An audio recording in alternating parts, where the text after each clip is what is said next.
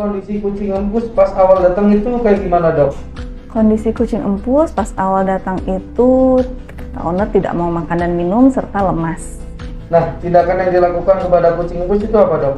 Tindakan yang kita lakukan seperti biasa, kita lakukan pengecekan menyeluruh dulu. Yang pertama, kita timbang berat badan, lalu kita ukur suhunya. Pada saat itu suhunya normal.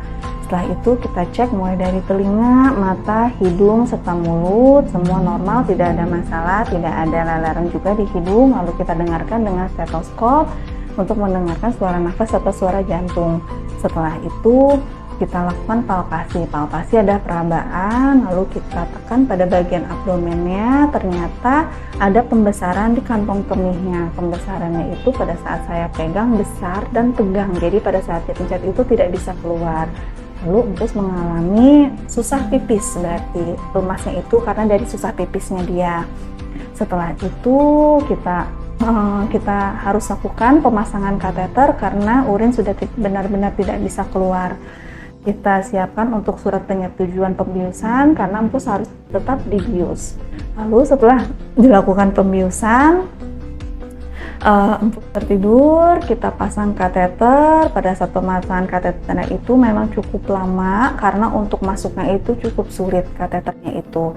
Pada saat kateter bisa masuk, keluarlah urin bercampur darah yang pekat begitu. Jadi memang sudah cukup parah susah pipisnya pada empus.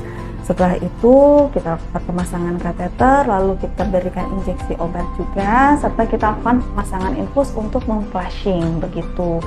Setelah dilakukan pemasangan infus, kita pindahkan ke dalam kandang. Biasanya kita melakukan pemasangan kateter itu selama 4-5 hari. Setelah itu pelepasan kita observasi 1 hari. Proses penyembuhannya itu berapa lama, Dok?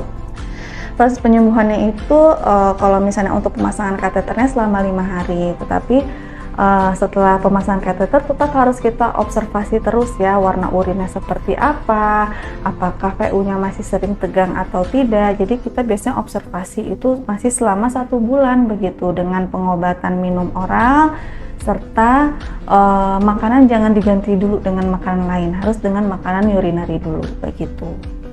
Penyebab kucing pipis berdarah itu kenapa sih, Dok, biasanya? Penyebab kucing pipis berdarah itu biasanya karena infeksi ya, atau litter box yang kotor, tingkat stres, sama makan. Itu penyebab kucing pipis berdarah. Biasanya itu lebih sering terjadi pada kucing jantan dibandingkan kucing betina, karena kucing jantan itu saluran pipisnya lebih kecil serta panjang, makanya kenapa lebih sering mengalami susah pipis. Nah, pencegahannya gimana, Dok, supaya kucing nggak kencing berdarah? Biasanya itu kita perlu perhatikan litter boxnya agar selalu bersih, lalu makanannya diperhatikan.